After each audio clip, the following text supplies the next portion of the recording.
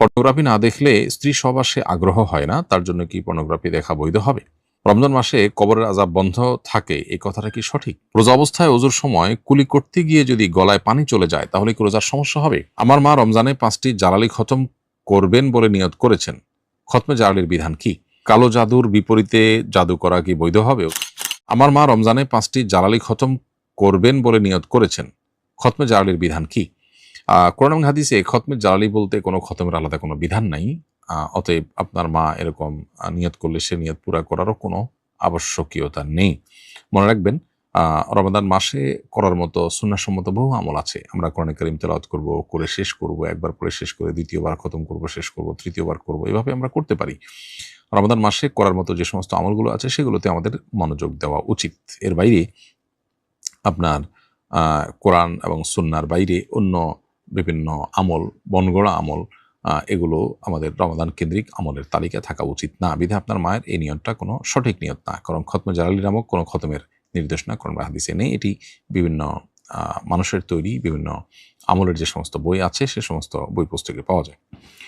এরপরে প্রশ্ন হলো, আমরা তাকে ভোট দিয়ে পাশ করিয়ে এনেছি বললে শিরক হবে কিনা? উত্তর হলো না, এরকম বললে শিরক হবে না।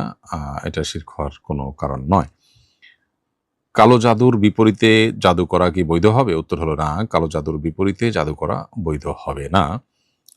বরং কেউ যদি জাদু করে তাহলে তার বিপরীতে আপনি রুকিয়া করতে পারেন। ঝাড়ফুঁকের মাধ্যমে নিজে আত্মরক্ষার ব্যবস্থা গ্রহণ করতে পারেন। আর যে আপনার ক্ষতি সাধন করেছে তাকে আল্লাহর হাওলা করে দিবেন। আল্লাহ তার বিচার করবেন। আপনি নিজেই তার জন্য আবার ক্ষতি করার জন্য পাল্টা জাদুর উদ্যোগ নিতে পারেন না। রমজান মাসে কবরের আযাব বন্ধ থাকে, এই কথাটা কি সঠিক? এটার উত্তরের আগে আমরা দিয়েছি একাধিকবার সম্ভবত। রমজান মাসে কবর আযাব বন্ধ থাকার বিষয়টি কোনো বিশুদ্ধ হাদিস দ্বারা প্রমাণিত নয়। অনেকেই মনে করে থাকেন যে রমজানের শুরুতে কবর আযাব বন্ধ হয়ে যায়, রমজান শেষ হলে আবার চালু হয়। এই মর্মে যে সমস্ত বর্ণনা পাওয়া যায় এগুলো কোনোটাই বিশুদ্ধতার মানদণ্ডে উত্তীর্ণ নয় বা সহিহ কোনো হাদিস দ্বারা এটি সাব্যস্ত নয়। পর্নোগ্রাফি না দেখলে স্ত্রী সহবাসে আগ্রহ হয় না, তার জন্য কি পর্নোগ্রাফি দেখা বৈধ হবে? উত্তর হলো না, কোনো অবস্থাতেই এটি জায়েজ হতে পারে না। বরং এই পর্নোগ্রাফি দেখতে, দেখতে বদ অভ্যাস এর ফলশ্রুতিতে তিনি একটা রোগ বাঁধিয়ে নিয়েছেন নিজের জন্য। অতএব এই রোগ থেকে উত্তরণের জন্য তিনি হালাল পথে চেষ্টা করবেন, হালাল উপায়ে তিনি চেষ্টা করবেন, কাউন্সিলরের কাছে যাবেন, অন্য কোনো উপায় তিনি অবলম্বন করবেন। সাইকোলজিস্টের কাছে তিনি যেতে পারেন, তাদের শরণাপন্ন হতে পারেন। ইনশাআল্লাহ বিদিনিল্লাহ সেগুলো তাকে হেল্প করবে। আর যদি পর্নোগ্রাফি ছাড়া অন্য কোনো উপায় তার স্ত্রী সহবাস করবার কোনো আগ্রহ তৈরি না হয়, তারপরেও তার জন্য পর্নোগ্রাফি দেখা জায়েজ হবে না।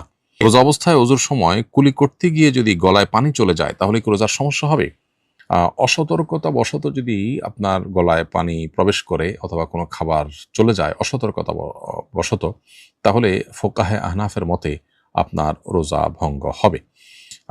তবে এর কারণে আপনার শুধু কাজা করতে হবে, কাফারা করতে হবে না। তবে এ বিষয়ে আরব উলামায়ে কেরাম বা হাম্বলি ফকিহদের মত হলো ভিন্ন। তারা মনে করেন যে আ ভুলে খেলে যে রোজা ভঙ্গ হয় না, এটা তার অন্তর্ভুক্ত। আর ফোকাহে আহনাফ বলেন যে এটা মূলত ভুলে খাওয়া নয়, তার তো রোজার কথা স্মরণ আছে। এটা হলো অসতর্কতাবশত গলদকরণ করা। আর ভুলে খাওয়া বলতে রোজার কথা ভুলে গেছেন, এই অবস্থায় খাচ্ছেন। এরকম খেলে সেটা রোজা ভঙ্গের কোনো কারণ হয় না সবার মতেই।